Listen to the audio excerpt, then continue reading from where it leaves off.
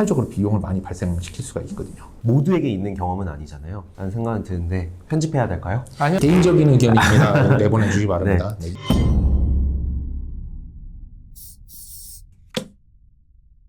오늘은 제목이 변호사 선택, 비싼 변호사가 좋을까가 제목이네요.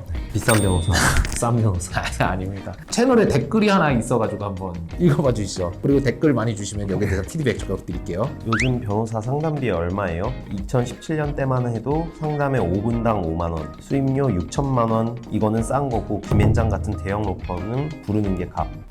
오호, 이거는 뭐 기업 관계자신가요? 2017년 때 기준으로 수임료 6천만 원. 어떤 사건인지 굉장히 궁금합니다. 그러니까 진짜로 궁금합니다. 사건마다 다 다르고 난이도도 천차만별이기 때문에 그렇잖아요. 대학병원에 가서도 뭐 MRI나 아니면 큰 수술하고 오면 큰 돈 주는 거고 그렇지 않고 그냥 피 검사나 아니면 엑스레이 정도 찍고 오면 가볍게 주듯이 사건마다 천차만별인데 이것만 갖고는 적정하다, 적정하지 않다 뭐 이런 걸 말씀 못 드릴 것 같아요. 보통 얼마 받으십니까? 저희 뒷속 원래 30만 원 받아 30만 원. 뭐 일단 변호사의 보수는 한 세 가지로 구성되는 것 같아요. 하나는 상담료, 상담할 때 상담료를 받고 한국 같은 경우에, 그리고 사건, 소송을 맡게 되면 일단 소송 들어가는 단계에서 착수금 얼마, 그리고 나중에 그러니까 사건을 성공하게 되면 뭐 성공보수 얼마 이렇게 구성이 되고 있습니다. 한번 차근차근 한번 짚어보죠. 상담료 같은 경우에 변호사협회에서 권장하는 가격이 있긴 합니다. 얼마죠? 30분에? 지금 변호사협회에서 정한 요율이? 잘 모르겠습니다. 네.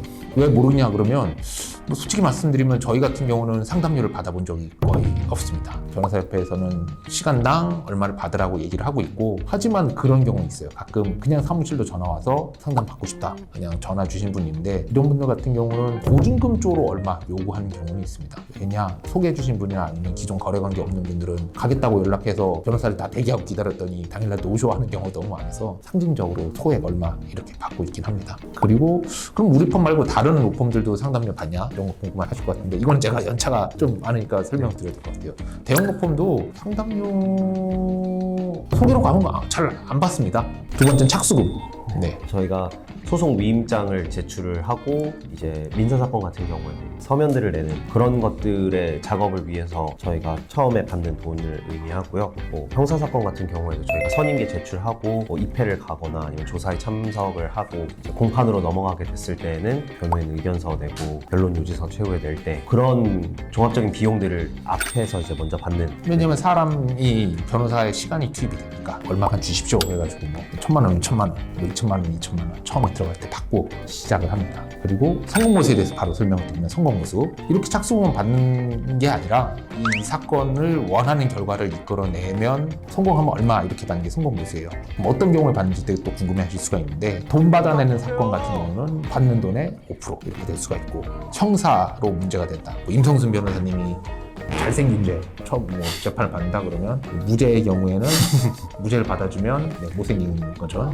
못생긴 거면 그 경우에 2천만 원, 집행유예 받아주면 그 경우에는 뭐 1,000만 원, 벌금형으로 받아주면 500만 원. 또 재밌는 조건 같은 경우는 그런 경우도 있어요. 꼭 승패를 떠나서 사건을 좀 끌어달라고 하는 경우도 있습니다. 그러니까 자기가 질 거 알아요. 문제는 이 재판 결과 나올 때까지 뭔가 끝내놔야 되는 경우가 있으면 끌어달라고 하는 경우가 있습니다. 그래서 성공보수 조건은 건에 따라서 정말 다종다기한 성공의 조건들이 있습니다.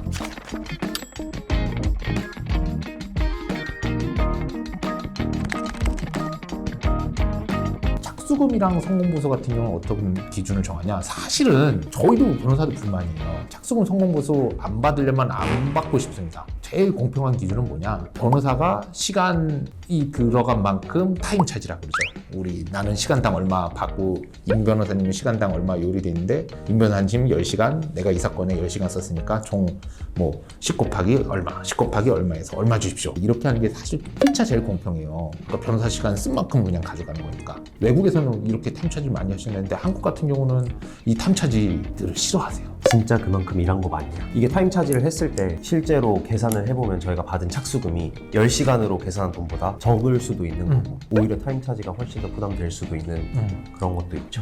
어쨌든 이거에 대한 신뢰가 없기 때문에 한국 분들은 보통 이 타임 차지보다 착수금의 성공보수를 좋아하시는 것 같고, 이걸 어떻게 측정하냐? 저희가 사건 경험이 있으니까 대충 이런 사건 정도면 변호사 시간 몇 시간 들겠구나, 뼈가 이만큼 갈리겠구나, 그러면 그 정도 선을 대충 제시를 합니다. 근데 이 착수금이나 성공보수 같은 경우는 그 사건 성격 따라서 성공보수 받을 가능성 뭐 낮다? 그러면 설명드립니다. 저희가 이거 성공보수 기대는 없고 당신이 하자 그러니까 우리가 이만큼 받고 진행하겠습니다 하는 경우가 있고, 반대로 승소 가능성이 높아 보이는데 저쪽이 좀 경제적인 부담이 많다라고 하면 착수금을 좀 줄이고 성공보수 늘리는 경우도 있고, 그때그때 다릅니다. 비싼 변호사가 좋나요?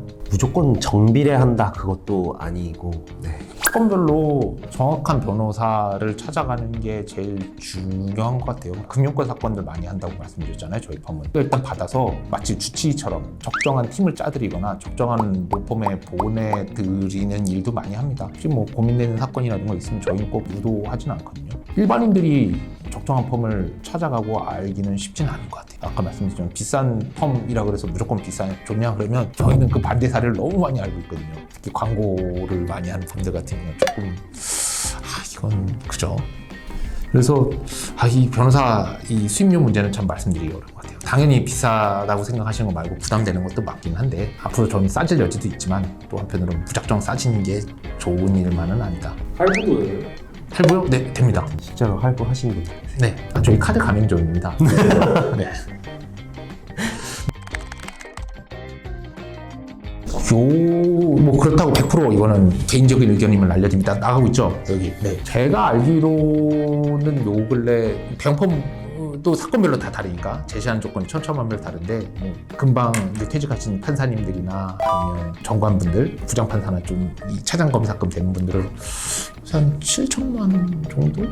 형사 사건은 또 훨씬 더 올라갈 수 있는데, 네. 물론 사건마다 다릅니다. 그 정도 선에 착수금이 형성되어 있는 걸로 알고 있습니다. 개인적인 의견입니다. 사건별로 다릅니다. 그리고 뭐 어떤 펌들은 뭐 소가가 일정 금액 미치면 아예 받지도 않는 경우들도 있고 이래서 자리값도 안 나온다. 네. 뭐.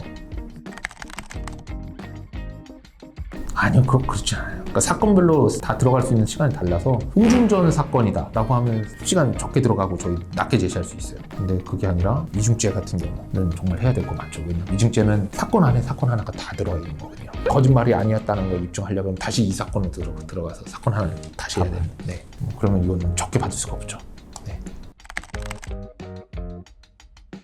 저는 반대로 그렇게 생각을 해요. 욕먹을 수도 있기는 한데 개인적인 의견입니다. 내보내주기 바랍니다. 네. 공식 입장과 관련 없습니다. 네.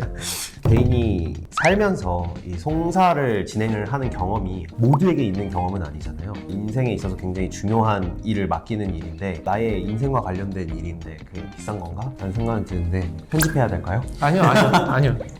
왜 비싼가 하면 이거는 좀 시장 논리라고 말씀드리고 싶어요. 그 사건보다 변호사 숫자가 적게 유지되기 때문에 그 비싸진 거거든요. 수요 공급 문제가 제일 결정적이지 않을까 싶어요. 한편으로 좀 알아두셔야 될 건 공급 통제, 의사를 공급 통제하고 변호사를 공급 통제하는 수요 유인이라는 걸 할 수가 있어요. 꼬시는 거죠, 한마디로 사람들은. 기준을 확 낮춰버리면 이런 상황이 많이 발생할 수 있고 이게 사회적으로 비용을 많이 발생시킬 수가 있거든요. 그래서 그런 문제가 또 발생을 합니다. 전 그렇게 보고 있습니다. 팁 없습니다. 건건별로 달라요. 주변에 법조인이 있다면 가장 좋을 것 같고 그게 아니라면 주변에서 송사를 했는데 뭐 정말 괜찮으신 변호사님이 있다 뭐 소개를 받는 것도 괜찮은 방법인 것 같고요. 상담을 많이 받아보시는 것도 좋을 것 같고, 그리고 저희 펌에 한번 물어봐 주시면 저희가 적정하게 배분해드리겠습니다. 드릴 생각도 있어요. 네. 변호사 프로모션 같은 건 없나요? 프로모션이요. 1+1 행사. 성공의 채널에서 이제 일을 한다. 네. 그러면 어느 정도 해주실 수 있는 양? 그러니까 진짜 마음 같아서는 뭐 50% 쿠폰이라도 나눠드리고 싶어요. 근데 제가 만약에 여러분들한테 원래 1,000만 원짜리 수입료인데 구독자들한테만 500만 원 받겠다라고 하면 믿으시겠어요? 원래 500만 네, 원래 원짜리겠지 500만 원짜리, 네. 뭐 이럴 거고 뭔가 저희는 진짜 펌모빙 구독자분들한테 막 드리고 싶거든요. 정말 좋은 아이디어 있으면 댓글로 주시면 저희가 적극적으로 반영할 텐데 뭐 쿠폰을 드릴 수도 없고